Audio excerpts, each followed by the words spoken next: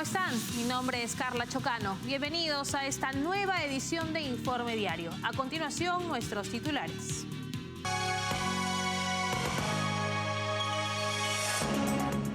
El Departamento de Estado de Estados Unidos ha expuesto graves preocupaciones sobre los derechos humanos y la corrupción en Colombia bajo el gobierno de Gustavo Petro. En Venezuela, Edmundo González agradeció el apoyo de María Corina Machado, Manuel Rosales y Corina Lloris para convertirse en el candidato de la oposición que se enfrentará al dictador Nicolás Maduro en las elecciones del 28 de julio. En Estados Unidos, el presidente Joe Biden firmó la ley que autoriza el millonario paquete de asistencia militar para Ucrania, Israel y Taiwán. En España, Pedro Sánchez anunciará el lunes 29 de abril si continuará al frente del gobierno o renunciará al cargo. Empezamos con el desarrollo de la información.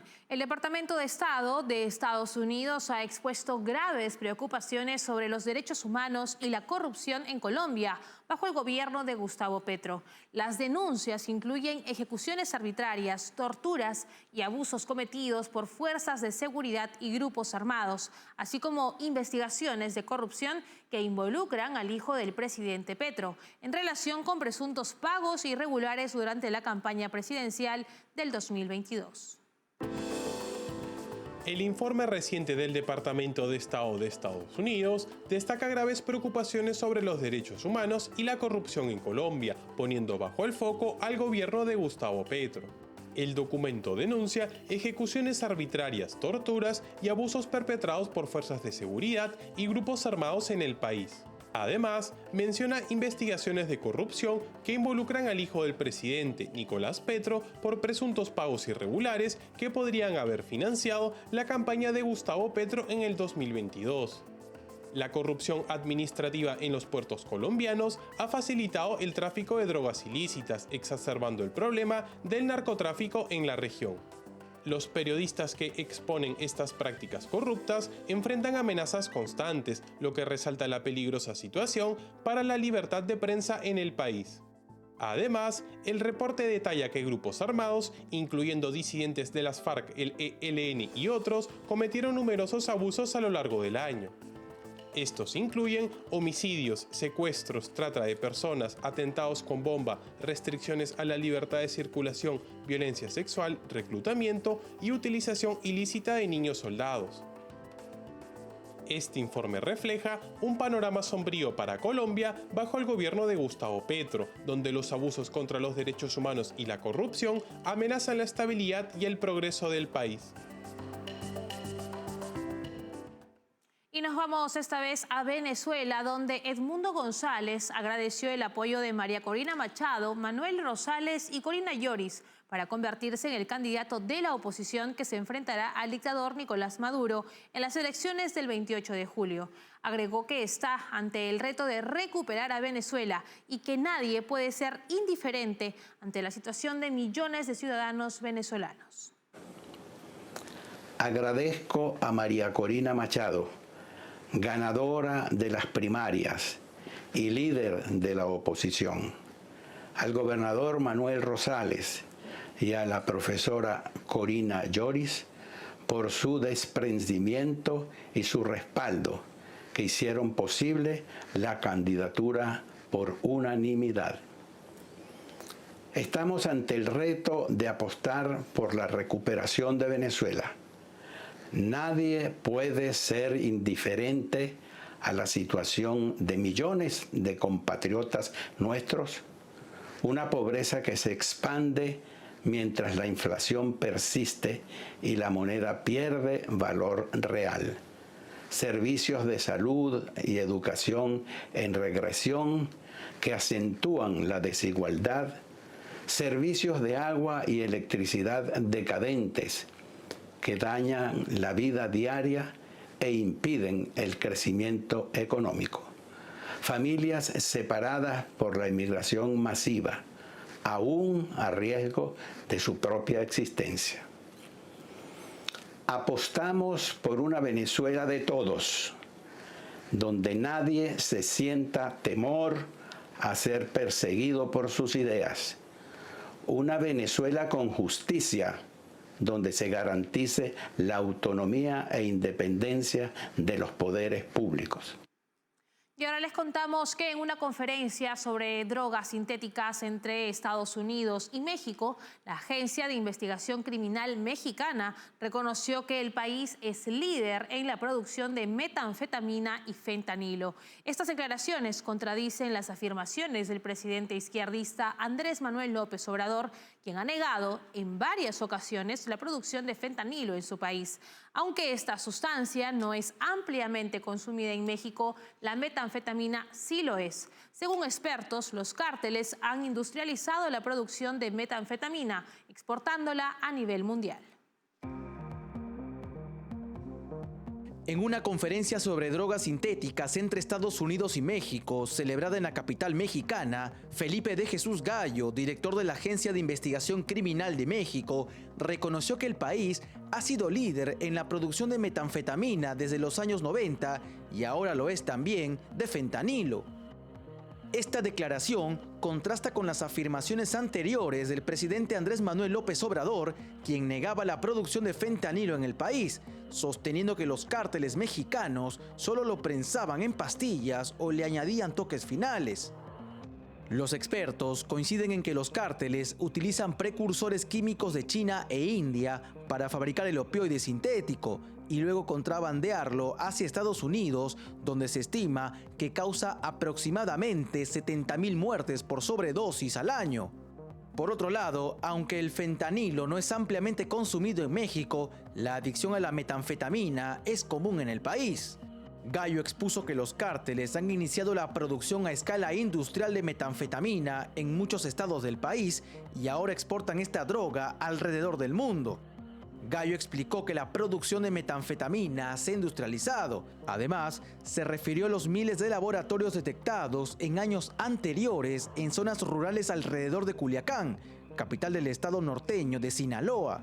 Estos comentarios surgen en un contexto donde México enfrenta un severo desafío en la regulación y control de sustancias ilegales, y el gobierno de Andrés Manuel López Obrador no logra controlar el crimen y el narcotráfico. La producción de fentanilo, aunque en menor volumen debido a su potencia, también sigue siendo una preocupación mayor que además afecta directamente a Estados Unidos. Y en otras noticias, el presidente de gobierno español, el socialista Pedro Sánchez, anunció el miércoles a través de una carta publicada en la red social X que suspenderá sus actividades para reflexionar si sigue al frente del gobierno español.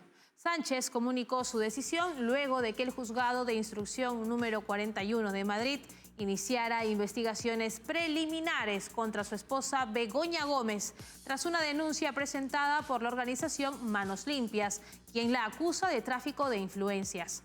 En su mensaje, Sánchez se retrata como una supuesta víctima de una campaña de acoso por parte de la derecha española, un argumento que ha generado críticas por su intento de victimizarse ante la justicia. Además, el presidente de gobierno español aseguró que su agenda pública será suspendida hasta el próximo lunes 29 de abril, día en que revelará su decisión final. Ante el anuncio de Sánchez, existen diversas posibilidades que van desde su renuncia, lo que requeriría una nueva sesión de investidura, hasta su permanencia en el cargo, pasando por una moción de confianza o la convocatoria de elecciones que tendrían un carácter plebiscitario. La continuidad de Pedro Sánchez como presidente de gobierno español se ve amenazada por la investigación judicial contra su esposa. A ello se suman las críticas hacia su gobierno por negociar con grupos independentistas y separatistas en un afán por mantenerse en el poder. De esta manera nos vamos a una breve pausa comercial. Enseguida volvemos con más en Informe Diario. Café Sombra de Pino. Un café diferente que crece a la sombra de pinos en Villarrica. Ya lo saben, Café Sombra de Pino. Un café premium al alcance de todos.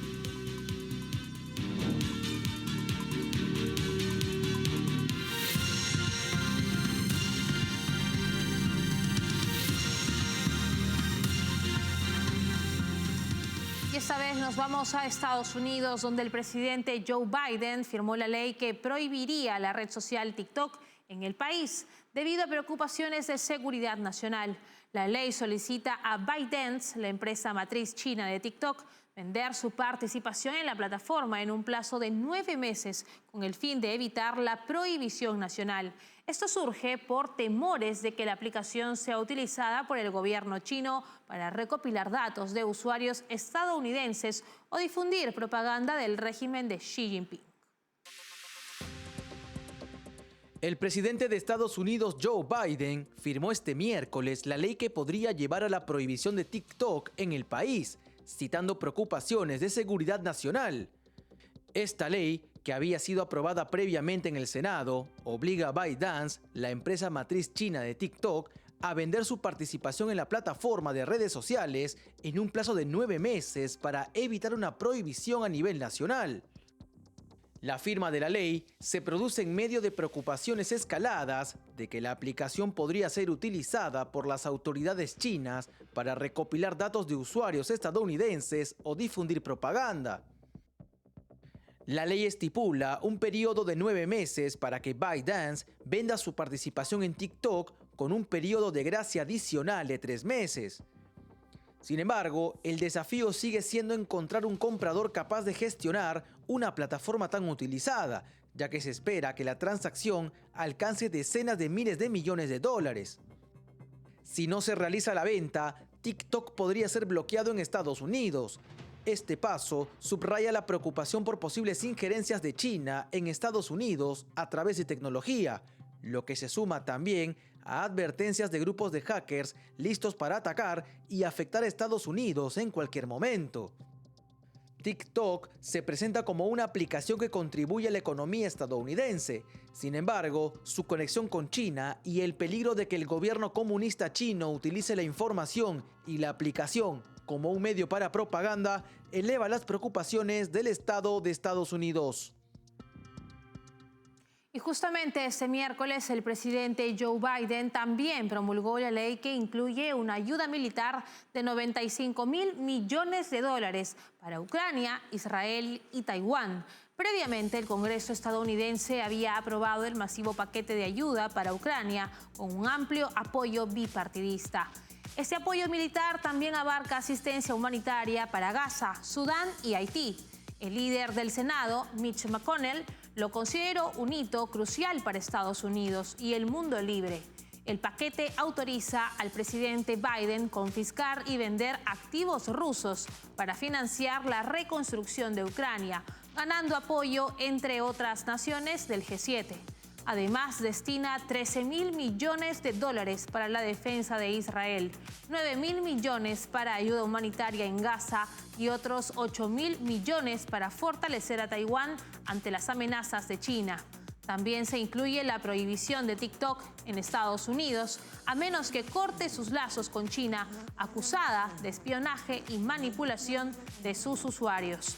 Este paquete refleja la determinación de Estados Unidos en apoyar a sus aliados y contrarrestar los ataques del régimen de Vladimir Putin contra Ucrania, detener las amenazas de China contra Taiwán y neutralizar las agresiones del grupo terrorista Hamas contra Israel en el Medio Oriente. Y ahora les contamos que el gobierno autoritario de Vladimir Putin ha emitido una advertencia a Europa respecto a las posibles consecuencias de incautar sus activos. La presidenta del Consejo de la Federación de Rusia declaró que Moscú tiene medidas de represalia preparadas que afectarían a Europa más que a Rusia. Esta amenaza refleja la creciente agresividad del régimen de Putin, resaltando su disposición a intensificar la inestabilidad mundial. El gobierno autoritario ruso ha emitido una advertencia severa a Europa respecto a las consecuencias de cualquier acción que implique la incautación de sus activos. Valentina Matviyenko, presidenta del Consejo de la Federación de Rusia y miembro del Consejo de Seguridad, ha declarado que Moscú tiene preparadas medidas de represalia que dolerán más a Europa que a Rusia. Esta amenaza subraya la creciente agresividad del régimen de Vladimir Putin en la arena global y ponen en evidencia su disposición a intensificar aún más la inestabilidad mundial. Desde la invasión a Ucrania por parte de Rusia en el 2022, la comunidad internacional, liderada por Estados Unidos y sus aliados, ha bloqueado aproximadamente 300.000 millones de dólares de activos rusos. Frente a la posibilidad de que estos activos sean utilizados para apoyar a Ucrania, Rusia parece dispuesta a socavar aún más las normas internacionales y la seguridad global.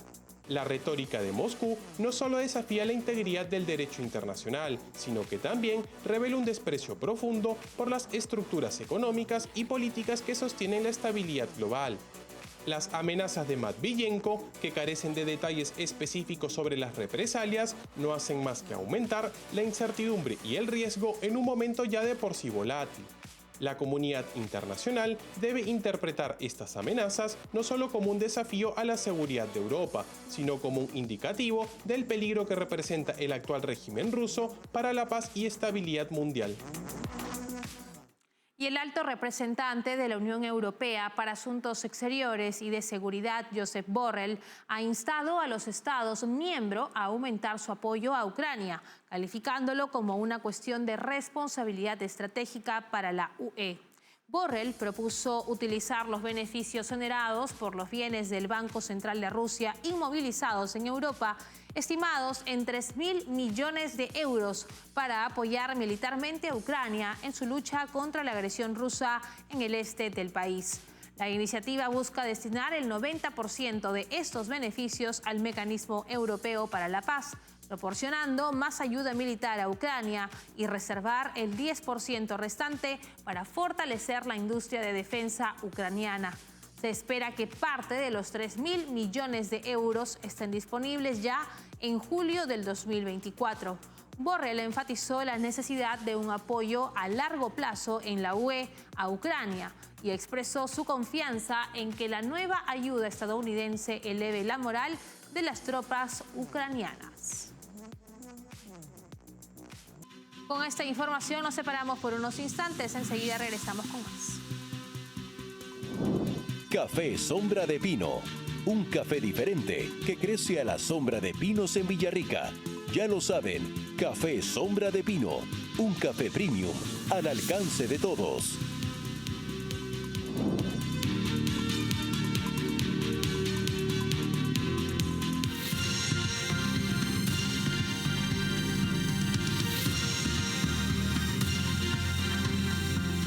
A continuación, desde nuestros estudios en Madrid, Daniel Lacalle nos presenta el editorial.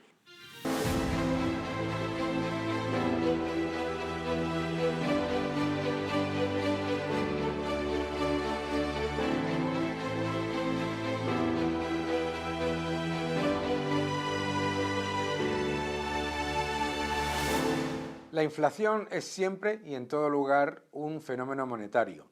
Muchas veces en todo el debate económico los políticos siempre intentan que los ciudadanos piensen que la inflación viene causada por cualquier efecto y todos los efectos excepto el único que puede hacer que los precios agregados suban, consoliden esa subida y continúen subiendo, que es aumentar masivamente la cantidad de dinero por encima de lo que demanda la economía privada. La razón por la que los gobiernos intentan disfrazar la inflación y, por supuesto, intentan echarle la culpa de la inflación a los supermercados, a las cadenas de suministro, a la avaricia de las malvadas empresas, es porque el principal beneficiario de la inflación es el que emite la moneda, es decir, el Estado.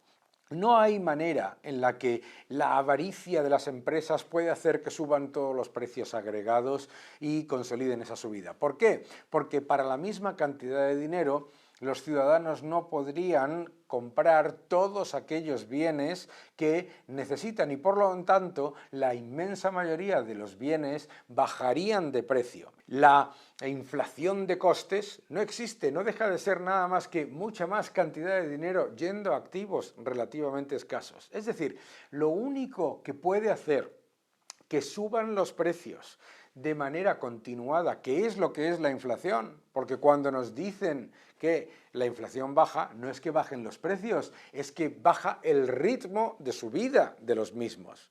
Es decir, lo único que puede hacer que suban los precios de manera agregada y continúen subiendo es imprimir mucha más moneda de lo que demanda la economía privada. Ese es el problema al que se enfrenta el mundo actualmente, que los estados están intentando disfrazar sus desequilibrios fiscales vía la impresión de moneda y por lo tanto vía la inflación. La razón por la que los estados no quieren eliminar la posibilidad de emitir moneda es precisamente por eso. Le llaman el uso social de la moneda, pero la realidad es que lo que está ocurriendo en una gran cantidad de países es simplemente que los estados lo que hacen es una gigantesca expropiación de la riqueza de la economía privada hacia el Estado vía esa inflación, un impuesto escondido.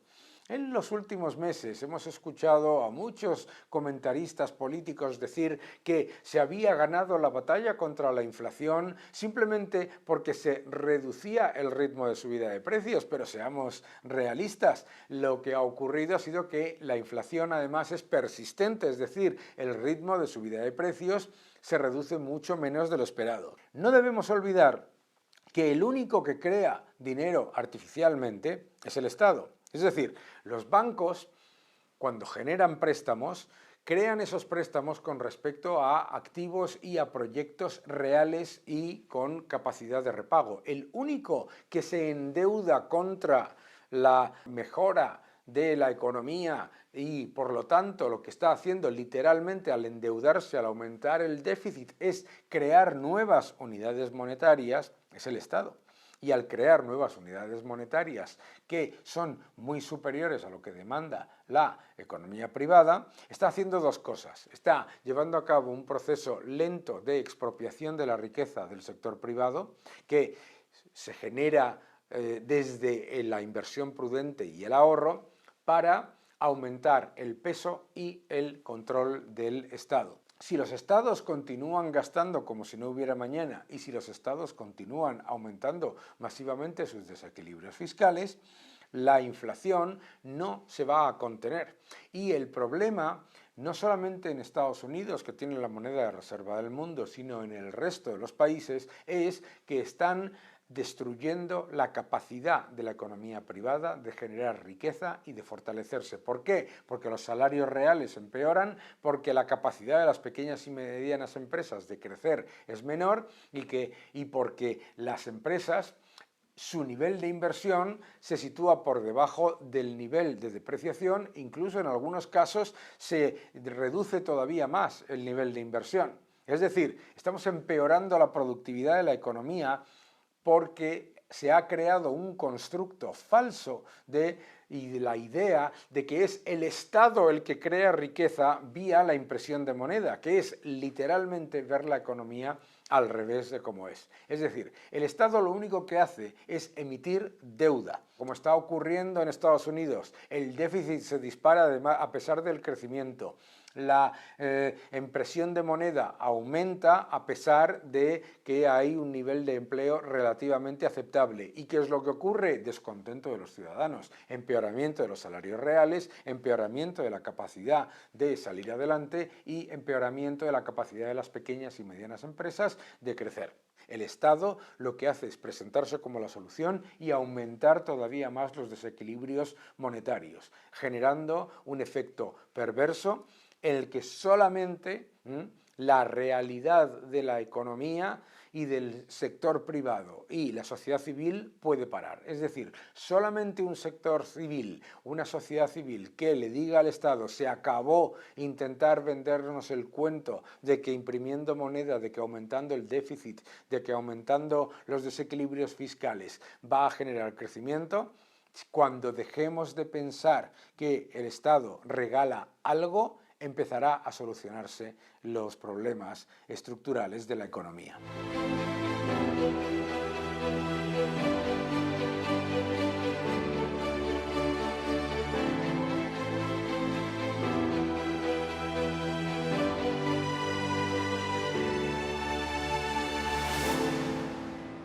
Hemos hemos llegado al final en esta edición de Informe Diario. Para más novedades, escaneen el código QR que aparece en este momento en sus pantallas. No se olviden que estamos en www.grupotvl.com.